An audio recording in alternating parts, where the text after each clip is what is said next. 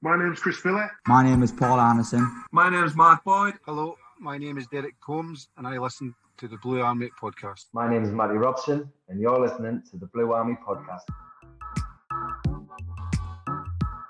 There we go. Right, there we go. Everything's sorted. Yes, obviously the new segments went down like an absolute house on fire last week. No, I'm joking. Everyone enjoyed them. Don't worry. So we're going to crack on with those this week because obviously things didn't exactly go to plans again for the Cumbrians. So we're here to, I don't know, give people a bit of light entertainment, I suppose, this week, as opposed to giving a thoroughly diagnostic on a match report for a 0-0 draw, which would be impossible, as we've tried to do in the past. So, I mean, like, no pressure on us. And we're just going to enjoy this one, lads, I think. And before I kick things off, I just want to remind everybody out there that the Blue Army podcast is always done in association with Target Wrestling. Target Wrestling is the North's #1 independent wrestling company. And if you're interested in taking your friends, your mum, your kids, your niece, your nephew, get on your own, it's fine. The next show in Carlisle is on the 4th of March. So get yourself down there for those shows. And it'll be great to see you there because I'll be there as well. I promise. I'm always there. I have a great time at those shows. Right. I'll kick things off properly, gentlemen. Okey-doke.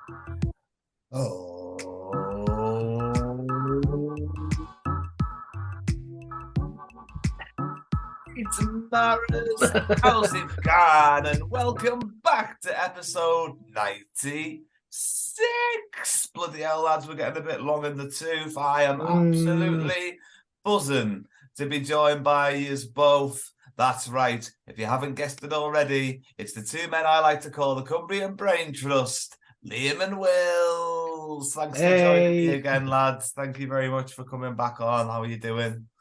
Yeah, not bad. Yeah, spot on. It's all right. I'll be honest, I'm a bit hungover.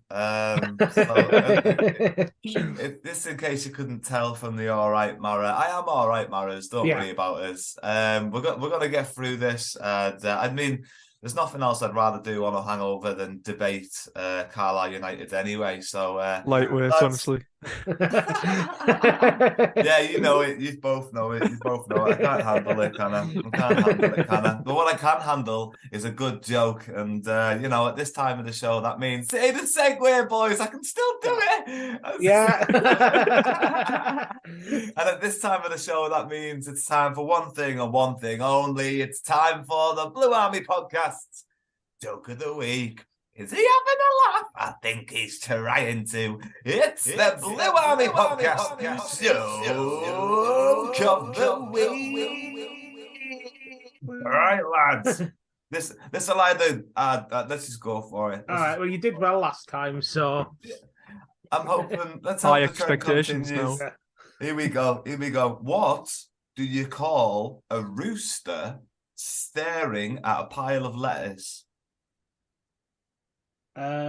What do you call a rooster staring at a pile of lettuce? A chicken Caesar salad. Hey! They're getting better. I feel like I've found like a new minimum requirement for the joke of the week, and we're starting to sort of like didn't have one before. At least, yeah. It used to be, I've run out of time and anything I'll kind of do. But now, if I hear a good joke, I do genuinely write it down. So I am putting in a little bit more effort. Comment section. I'm joking. There's no one in the comment section. I don't know why I'm biting at no one. Anyways, lads, let's move on to everybody's new favourite segment. That's right. It's time for the League 2 Roundup with Liam and Wills. What's happening here? What's happening there? It's the League 2 Roundup with Liam and Wills. Who's going first, boys? Liam, do you want to go first? I went first last time. Yeah, I'll start at the bottom then. Right, so pretty much what's happened this week is a lot of draws down at the bottom end of the table. Wimbledon managed to get a draw against Carlisle, which I'm sure we're going to go on to talk about. Crawley and Crewe got a 2-2 draw. Now, Crawley were winning that Then Crewe winning it, ended in a draw. Obviously, the big result though at the bottom is Colchester winning against Grimsby. Very big result for Colchester, that, because at one point in the season they looked very, very down and out, but at the minute they're getting a real good fight back. They've had a decent January and it looks like it's come to fruition. It was a decent win against Grimsby, a solid win. They looked like they deserved it anyways. One of the biggest shocks was Rochdale getting a point against Northampton. Now, Northampton obviously fighting for Carlisle over that last automatic promotion place at the minute. Rochdale bottom of the league. It really wasn't an expected one. And now Rochdale were winning that game up until I believe, very late on. Yeah, the 89th minute. If you watched my YouTube thing, I actually said that Rochdale won that because I only checked it a couple of minutes before it finished, and I just assumed that Rochdale going on to win. Some of the people in the comments may be looking like a bit of a tool in that one, pointing out that they didn't actually win. But yeah, Northampton did get the point. But Rochdale, they got the lead early and they kept on of it for the vast majority of the game. Anyways, I wish they'd held out. But for my own sake, if not for Carlisle's, just because of that bloody comment on my YouTube. But yeah, Rochdale got a good Northampton. Oh, they are still quite a few points off the bottom. And that's about it. Wills, do you want to carry on? Yes, I mean, you mentioned a few draws and games there against teams at the top of the table. And at the top of the table, nobody in the top 5 won at the weekend. Yeah, okay. So, the point that we got at Wimbledon in that respect, it doesn't look quite as bad. We've not got people gaining ground on us this week, other than further down into the playoffs. Stevenage lost for only the 4th time this season.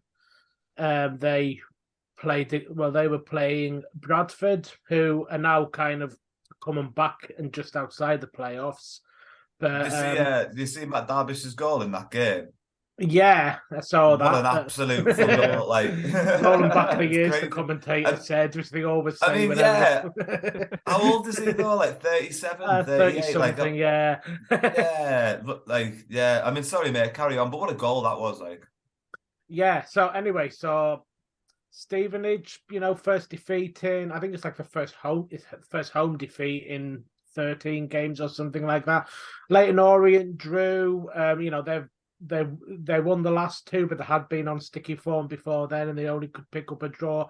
We've got ourselves drawing, and of course Northampton drawing to Rochdale. Salford got beat, which is a good one for us. They're on the same games as us. They're still 6 points behind, and then below that, then you've got the teams that it's been a good week for: Mansfield, Stockport, Bradford, and Doncaster. Coming up into establishing themselves in the playoffs. So it's still quite tight, but we've gone through this phase where we've got like 1 point from the last 2 games. We're not losing a lot of ground. Everyone behind us is still fairly inconsistent. So we haven't kind of got to that point of the season yet where someone starts running away with it. It's still pretty tight. But yes, a few new teams to watch out for, particularly Mansfield, because we've got them on Tuesday. So, that'll be a challenge there on, decent form now. Right, so we've got another Tuesday, Saturday, double-headed home fixture. We do, yeah. It's a bit weird, very deja vu. It's only recently just happened with the games. What was it? Barrow and I can't remember now off the top. Harrogate, yeah, exactly. So it feels like, it feels very deja vu, but it's nice to have the boys at home so regularly, just on your doorstep, to be able to go and see and rely on for a bit of entertainment. And hopefully things are going to get better against Mansfield on Tuesday.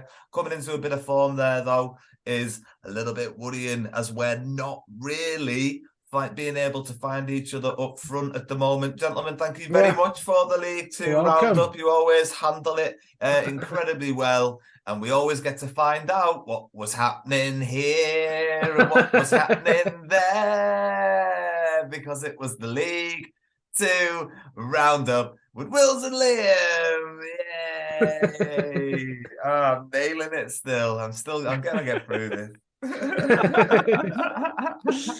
I mean, on Carlisle United related news, because just to sort of give the listeners a little bit more context, we're recording this podcast a day earlier than what we'd normally record it. So there'll probably be a little bit more news in the news by now, but we're recording this on a Sunday. So there hasn't been a lot of news coming out that we haven't already reported on or touched on in the last podcast, and the reason for that is my wife's birthday is on the day that we normally record, so I've had a special request put into the gentlemen, and they've made room in the schedule for us to move this Sunday recording. night, yeah. But yeah, it does mean there might be a little bit less news than there normally is, or maybe just a little bit non-tangentially attached to Carlisle United than it normally is. That's right, we're going to talk about Jared Brampwaite once again, but he has been in the headlines. He has been in the headlines, both on and off the pitch. Firstly, off the pitch in a very comic way, he was having an interview with a journalist that he hasn't really done his research, potentially. He was having a bit of a jip at Carlisle, the city of Carlisle, namely, and calls it the end of the earth. He was being a bit derogatory towards us and tried to get Jared to agree. Well, no, it kind of is. And he tried to get Jared to agree with him, and Jared shows that he still has a bit of faith back where he got his trainee years done, back in his hometown county, and embarrassed the journo. So that was quite fun. He also scored 2 goals in a cup game. Lads, he's on fire at the moment, and like he's making headlines for funny reasons. His personality is getting out there, and the rumours, if to be believed, there's some of the biggest teams in the Premier League are circling like hawks. He's also said in an interview very recently that he'd be more than happy to stay with PSV beyond this season, which obviously would mean a transfer with Everton, where they are in the league right now.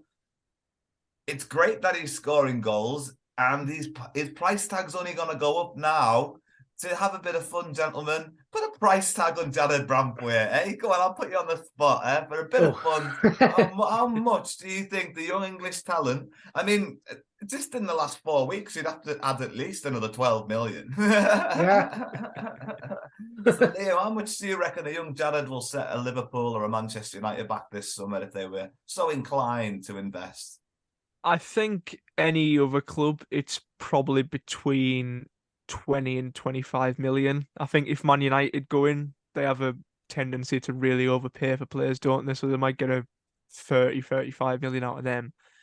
But a good sort of well-run club like Liverpool or someone like that, you'd expect him to go for around 23 million, something like that. Specific. Yeah, 23 million. He's zoning in. You know, this might come back to us one day in the future. We never know how much. Well, how much do you think a young Jared Brampwaite would cost? Is he in the right ballpark for you? Well, I was going to say 30, so I'm a bit above him. But you know, Liam's got a lot more reasons.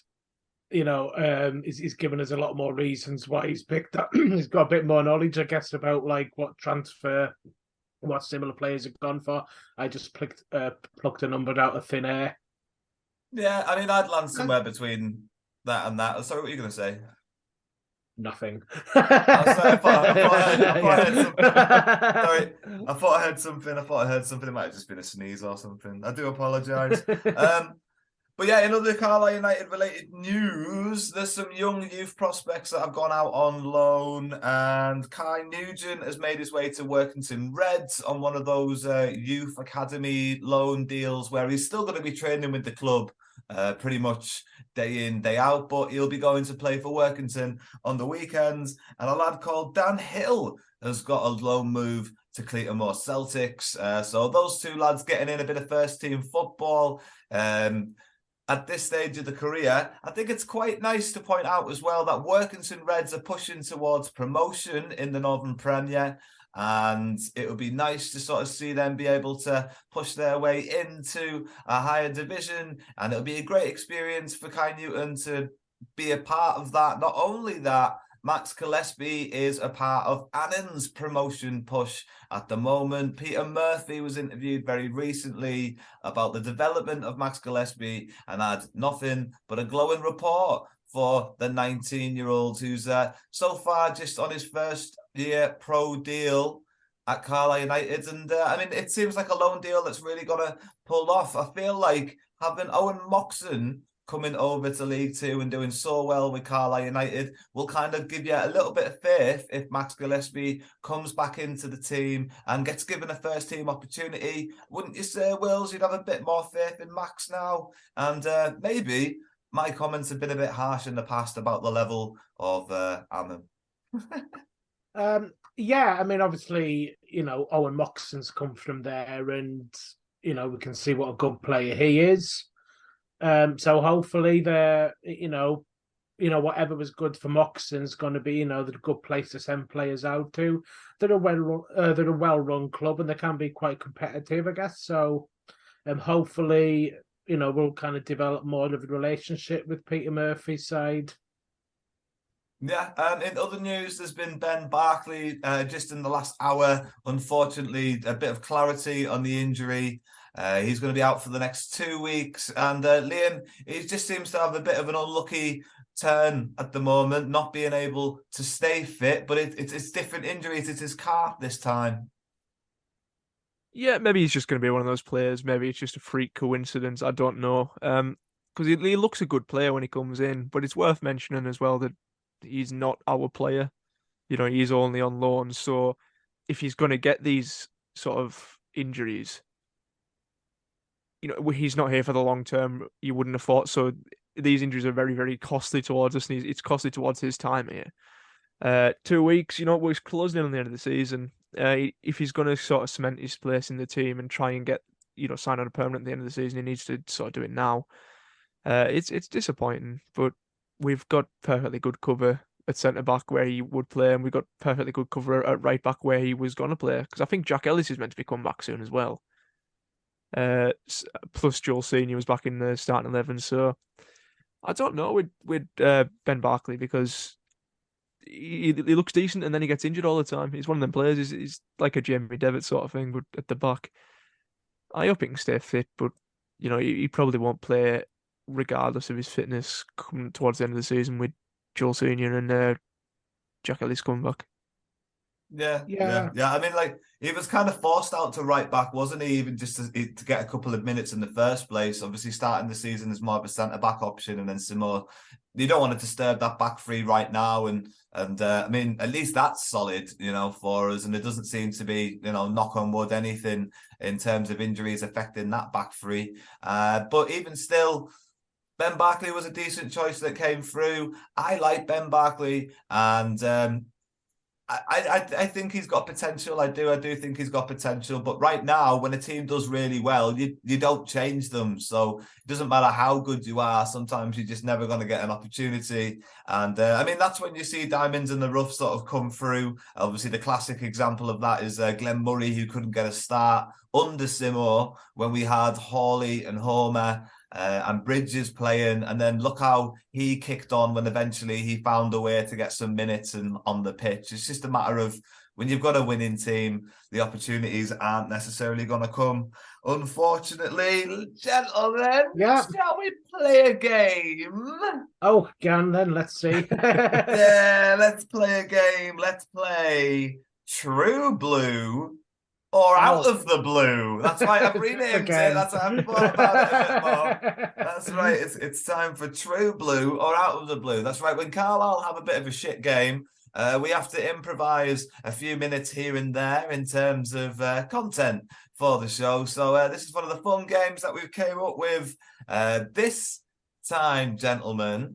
The players are from the 90s. I felt like that might make it a little bit easier for the pair of you, rather than taking it all the way back to the 70s and 80s. It's still before I was born, but yeah, but we're getting closer for you. It's not completely untangible, but yeah, some of them are red herrings, and some of them are just names that I've completely made up. Gentlemen, let's get ready and play True Blue. or not a blue. Diddly diddly doo. Off we go. Right. The first name that I have for you is Peter Valentine. Valentine's Day coming up soon, obviously. Peter Valentine or Valentine? Valentine. All Peter Valentine. I think that's real. I'm gonna say Well, I think it's. Are we doing it? Are we No, this one is the collaborating? game you played together. This one. This Okay, one's the game yeah, you we'll played go together. with You know, yeah. Will, you were alive What? in Oh this no, period, but so I mean, will I take can't you out. remember. I think we should go with what you've done now. You spoke first. I think he does exist. I Real. don't know if he plays for Carlisle. True Real. blue. True True blue. blue. I was saying True Blue, and it was a good shout because it is a True Blue. Peter Valentine was a defender that played for Carlisle during the 1993-1994 season. Peter Valentine is a True Blue. Well done, gentlemen. The next one on the list, Ted Bowman. Teddy Bowman. Theodore Bowman. Ted Bowman. What? He's called Theodore. Well, it's Ted, Ted Bowman. It's pretty much how everyone kind of knew him. I feel like you're throwing us a It's the curveball 90s, with a isn't it? It's the Theodore. 90s. It's Yeah. the 90s. You know what I mean? It's Ted, isn't it? It wouldn't be Theodore. You'd write Ted down in the 90s. I don't believe wouldn't people are actually called Ted. I think you? they're all, I they're don't all think they Theodore. exist. They're Edward, aren't they? That would make more sense. And apparently this is Theodore though. All I right, mean, but we don't know if he's just kind of bluffing us with made Well, up names. that's like, a chipmunk, isn't it? A real player, but he's made up the Theodore bit. We don't know.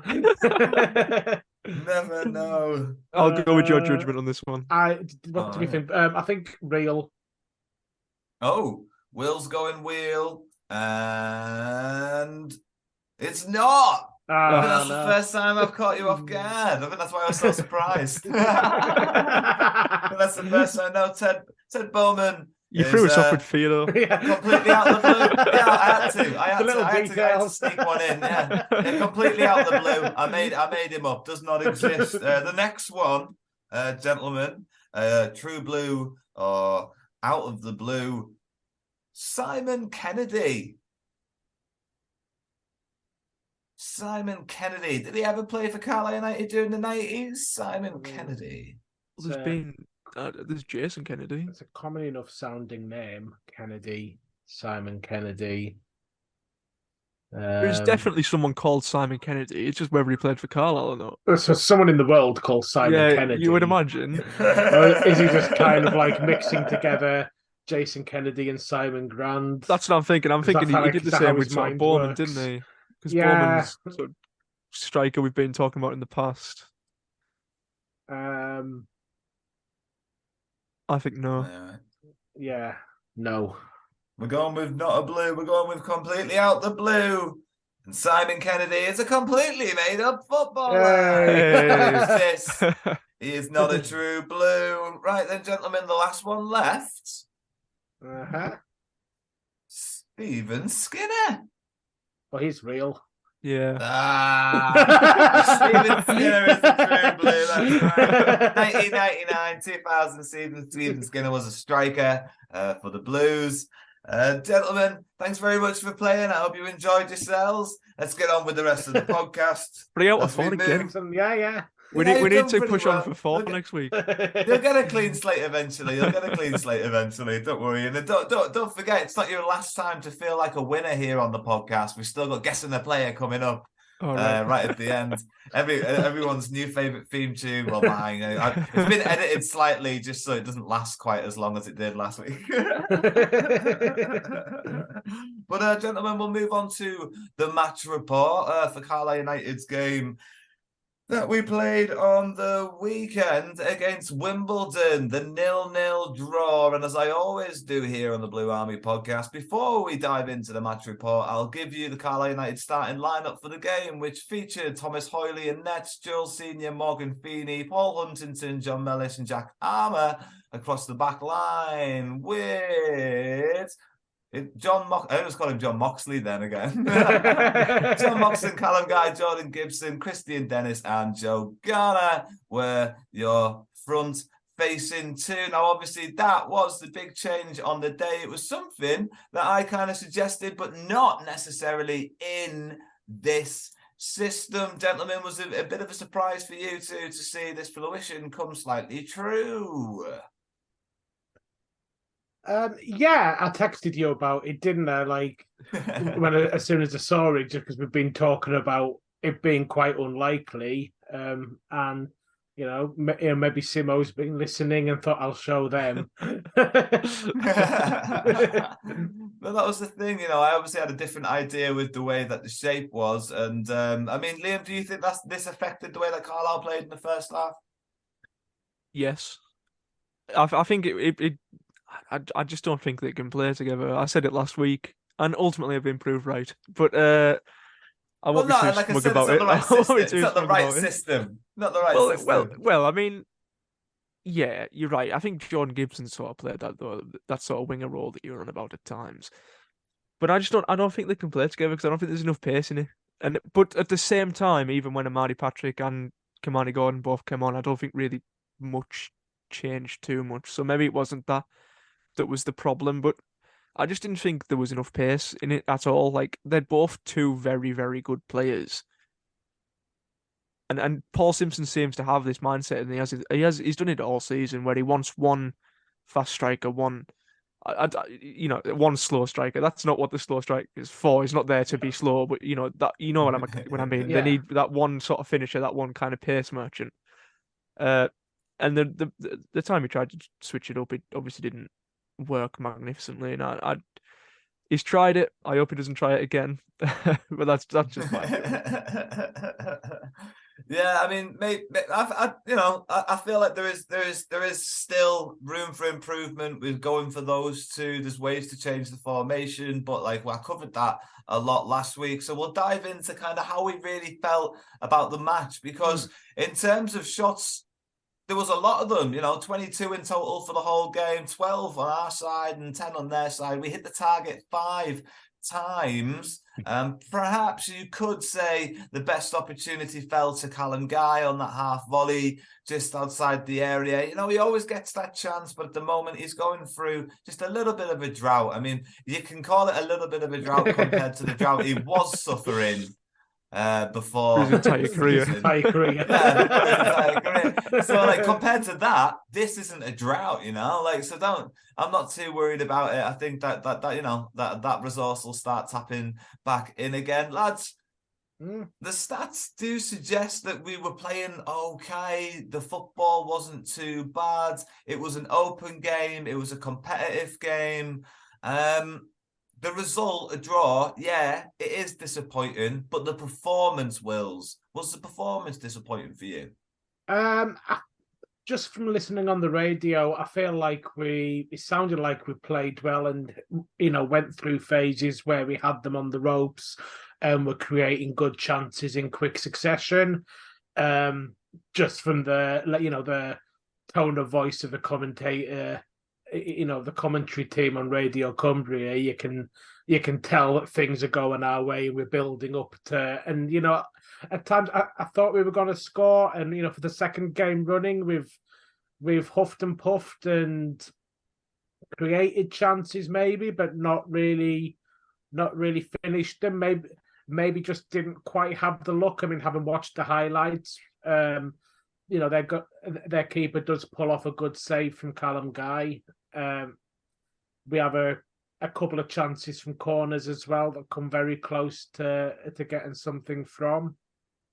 So we always did look threatening. Liam, it is disappointing to get the draw though ultimately, but the performance, there were still good moments, wasn't there? This isn't the kind of throw your hands up in the air, they're not trying hard enough result, is it?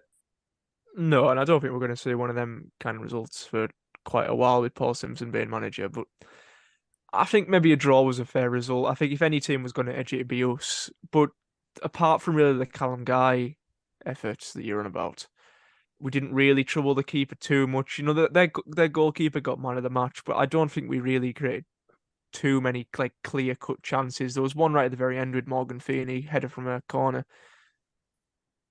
But I think it's less a sort of game where you think, oh, they've somehow hung on, and more you say, oh, they've defended well, they deserve a draw, which is what I think the truth probably is. I think a draw is probably a fair result, and away from home, you can't really complain too much about it. Yeah. It wasn't an awful result. It wasn't an awful performance, but I've definitely seen better from us this season. I've definitely seen better from us in the last couple of weeks. You think of Barra, but it's a point on the road. it's difficult to complain. Them results are going to happen. And Wimbledon have Yeah. been on decent form recently as well. And, listening to what their manager said, he referenced the fact that we were the division's highest scorers. Yeah. We're in those automatic places now, and we've got stats like our goal scoring stats and Christian Dennis. And it is maybe the teams will kind of like try and set up more to stop us scoring now. Harrogate certainly did that. They came for the 0-0 draw and got more. We go to Wimbledon and maybe they're kind of like using a bit more sort of like defensive impetus to try and kind of like keep the division's top scorers out. Yeah. I mean, like, so for me, the whole debate about having Garner and Dennis playing up front, obviously, you're talking about pace. When you're looking at it from Paul Simpson's point of view, notoriously since his time at Carlisle United, Paul Simpson has tried to consistently play his strongest starting 11, and that doesn't really regard sort of like pace or age or experience in a certain position. He'll try Ben Barkley at right back, and if he feels like he's doing a better job at Joel Senior, he'll carry on playing at right back, which we've seen evidence of in the past. So Paul Simpson will always put out his strongest starting 11. So I think we are going to see Garner and Dennis play again up front because arguably, I mean, Dennis is the number one striker in the club based on this season's stats alone, but Garner's the second best striker at the club, arguably, based on his experience and what he's been able to do here in the past. Or Liam, do you rank our 4 strikers, 5 strikers? I mean, 6 strikers. I mean, it's a mental amount. It's the combination to you that's kind of bothering you. But I think what Paul Simpson's trying to do is play his strongest starting 11. Do you see where I'm coming from there? So do you put Garner above Patrick? I would, yeah. If you're literally going man versus man, who's the better player? I'd say Joe Garner's a better player than Omari Patrick. I think maybe 10 years ago you'd be right. I think Simpson's trying to balance the strikers he's got because he knows he's got 4 good strikers in Garner, Dennis, Patrick, and Gordon, and he wants to get the best out of all of them because we're kind of probably going to need that in a run-in as well, and you don't get the best out of players by just having them on the bench in reserve. You kind of have to. So maybe he's kind of like making sure that he's giving them all game time. And potentially trying different things, but maybe he's got the confidence that we've got the quality up front that he can try mixing it around and it won't adversely affect things. I didn't I could only listen to the match on the radio, so I can't really comment on how the Dennis Garner partnership worked versus a Patrick Gordon partnership, but it seemed like we were creating chances. Yeah, I do think we're going to see these two again. But Liam, going back to, do you think Patrick and Garner, who do you think's the better striker there? Probably Patrick, to be honest. I like Garner. I do like Garner, but it's worth noting that he has only scored 1 goal, and that was against Barra. And I'm pretty sure either of us 3 could have scored against Barra on that day. It's also worth noting that Omari Patrick's only scored 1 goal this season against Barra as well. So he's got 2 against Hartlepool. Yeah, so he's got 3. Okay. Yeah. This year. We're moving the goalpost a little bit here, but and as well, Omari Patrick's a lot younger as well. Yeah. So I think he might have a sort of longer term future at Carlisle. Look, it's a very, very close one, and you can even throw Gordon in there as well because he's been. You can put Edbo in there as well. I mean, he's a different type of striker. Do you know what I mean? He's the best target man at the club, you would say. You'd say Ryan Edmondson's the best target man at the club. Yeah, I mean, he's only not included because of injury, but another good striker we've got there. Yeah. So, I mean, it's a juicy debate. It's a nice debate. And when you draw 0-0, it's worth talking about. Yeah.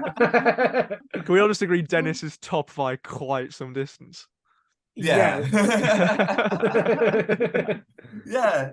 I'll agree on that. I'll definitely agree on that. But something I didn't necessarily agree with, the fact that Paul Simpson only used 2 of his substitutions against Wimbledon. He only decided to swap his front two around, bringing Patrick and Gordon on for Ghana and Dennis at different stages of the game. And it doesn't necessarily fill the rest of those players on the bench with much faith. And I mean, those players I'm talking about are players that would have been relied on in the past, like Devitt. McCalmont's never really got much of a chance since coming in. And I mean, less and less chances seem to be appearing for Whelan. Lads, should some of those lads be getting worried now? I don't think so. I think Simpson will get use out of those players. He's obviously changed his two strikers, which was something you probably. It feels like we can expect him to do that in most games now. Like I said, going into that kind of like halfway through the second half when teams tend to make substitutions, it was a spell where it sounded like we were well on top. So I can understand him maybe kind of deciding against making any changes just because at that time we seemed to be the better team and it seemed maybe like a goal was coming for us. Yeah. Liam, obviously we've had this lone player debate in the past and you've had quite a nice point of view in it recently when you've kind of said it doesn't really matter if these lads aren't getting off the bench because they're only on loan here and we shouldn't really have to feel too guilty about them. And I think that's right. But it is hard to see Devitt just sit there in a game where maybe he could have had an opportunity to come on and make an impact. Do you just feel like the midfield three were having a good game in the second half and Simo just didn't want to disrupt it, maybe? I think it was less the midfield three were having a good game and more the fact that the player you would take Devitt off is probably for Jordan Gibson. And I think he was probably arguably man of the match. Like, I think he was playing really well. So I think you lose a lot of the balance in the midfield if you take Callum Guy off or Owen Moxon off. So you're left then with just saying, we take Jordan Gibson off, which you couldn't do on that day. I think any other game recently, you would probably put Devitt on for that last 15 minutes because he does give you something different, Devitt. He gives you something different attacking wise. Some of his passing is brilliant. He's got a good shot. Yeah. But plus from free kicks as well, you know, he hit the bar against Crewe, didn't he? When we absolutely battered them away from home. But yeah, it was just difficult one because, you know, last 5 minutes you could make a case for maybe taking one of the other sort of more defensive midfielders off and putting an attacker on, just going full force. But there was no real need for that. I just think it's less a lack of faith in them players and more just a tactical thing that I don't think any of them would have made much of a real difference. Yeah, no, I think so. Yeah. I mean, in Simo we ultimately trust, but you know, sometimes I stir the pot, don't I? Lads, it is a little bit easier this week than it was last week to give our Foxes feature man of the match. And Liam, I think you've already given yours away by saying Jordan Gibson there. So I mean, why don't you go ahead and confirm that? I do this every week, so I always give away. You had a good little streak going where you didn't do it for a while. Yeah, Jordan Gibson. Him or Thomas Hawley, but Jordan Gibson, I think, probably. Yeah. I mean, like, for me, it was Owen Moxon. I feel like a lot of the opportunities that were created were kind of coming from him. Obviously, you're saying it was from Gibson. I think Moxon did a little bit more to impress me personally. Wills, who are you going with for your Foxes feature man of the match? Moxon, I agree. I agree with Liam. Yeah. You, Skelly. always causes problems for me, that. I will have to figure I really out hope the listeners have some sympathy for me, that I'm like... I'm sure they do. But yeah, Moxon was just ultimately it just seemed like the creativity spark for most of the second half and indeed in the first half. Yeah. And that's why it's your Foxes feature man of the match. Right, anyway, moving on to Carlisle United's next opponents, Mansfield on Tuesday night and Colchester on Saturday night. Lads, we'll do something a little bit different this time around. And Liam, I'll ask for your prediction for the Mansfield game, and Wills, I'm going to ask for your prediction for the Colchester game. So via the process of dates, Liam, your prediction for the Mansfield game, please. I think they're a good team, but I think we need to get back to winning ways, and I think Simpson will be pushing that. So 2-0, Brunton Park. You love to see it. I have faith. I have faith. I have faith. Wills, and what are you saying about the Saturday result against Colchester? Are we home? Sorry. We are Yeah. home as well, yeah. All right. Yeah, I think Colchester are on good form. We were talking about them just before. I'm gonna go with a 2-1 win to us. Okay, and those are locked in now. I'm doing it differently, see, I've got it all written down and things. So now we're going to be able to go back respectively. Look at me putting in more and more effort, eh? And talking about putting more and more effort in, lads, before we finish the show, it's time for the newest segment here on the Blue Army podcast. It's time to rave, boys. This is the bit where we just watch him dancing. I mean, right. we need to start having some video on this because people need to see you dancing. That's what, that's why I've been organising the back room a little bit better as well. So, it's more acceptable for people to be able to see us now.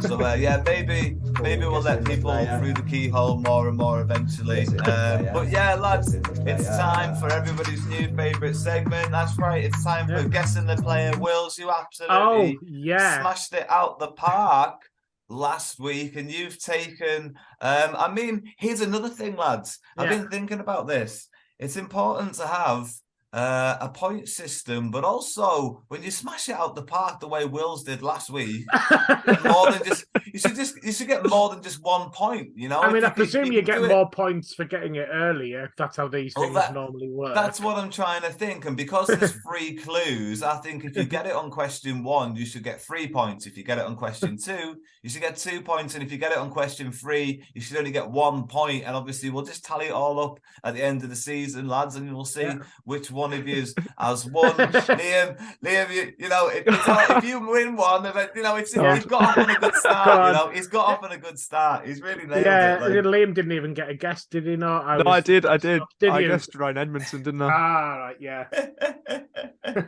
You did. And so this week, because Liam got to guess first, and Will is also the current champion, we did decide that, Will, you're going to go first this week. So, if you go back to back and 6-0 up, this could be over very quickly. But all the same, let the good times roll. Okay. This particular player scored 32 goals for Carlisle United. Ooh. Guess the player, Wills. I'm gonna say it is James Barrett. No, it's not James Barrett. It's not James Barrett. It's a good guess, pretty clever guess. Yeah, I could imagine that. I could definitely imagine that. But no, unfortunately, the miracle doesn't happen. But Liam, you've got a chance to draw it up right here. The clue was he's scored 32 goals for Carlisle United. Guess that player, Liam. There's 2 on my mind. Jabbo. Are you going with Jabbo? Yeah.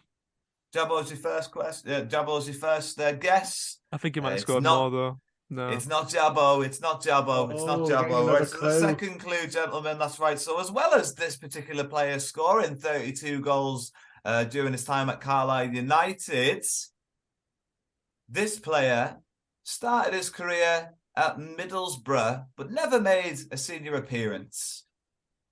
Charlie Wyke. And Wills has done it. It's Charlie Wyke. For God's sake. It's Charlie Wyke. Charlie Wyke definitely right, scored Wills more than done it. 32 goals. It's 32 goals according to Wikipedia. Anyway, that's right. Wills has smashed it. And we're raving all the way here on the Blue Army podcast. Will takes a 5-0 lead. Will takes My second guess was Peter lead. Murphy anyway. Liam's like Barra. No, because Barra actually scored right. one. No, Barra didn't score one. We scored one. Oh, yeah, very true, very true. Oh, boys, I'm loving this game now. I'm loving this game. And I hope I'm you not. too. I mean, you'll get there. You'll get there. You remember, me and you, when we had our head-to-head, heads. Now we're stalemating, aren't we? I'm pretty sure me and you Yeah.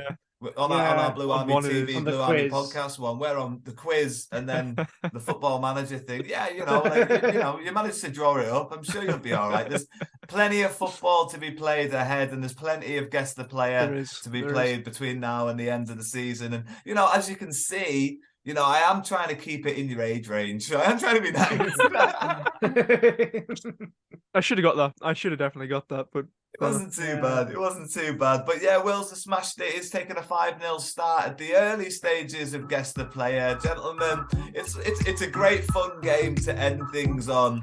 And it's been an absolute pleasure to have both of you on the podcast once again. I look forward to hopefully having you both on once again next week. And there isn't really anything much more else left for us to do here, apart from saying bye for now.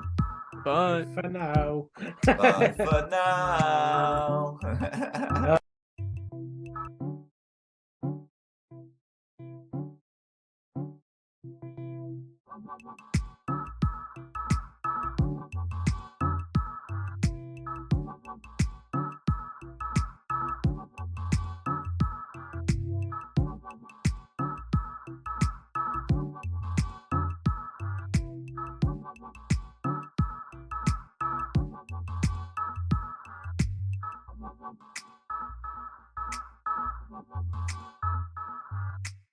Thank you.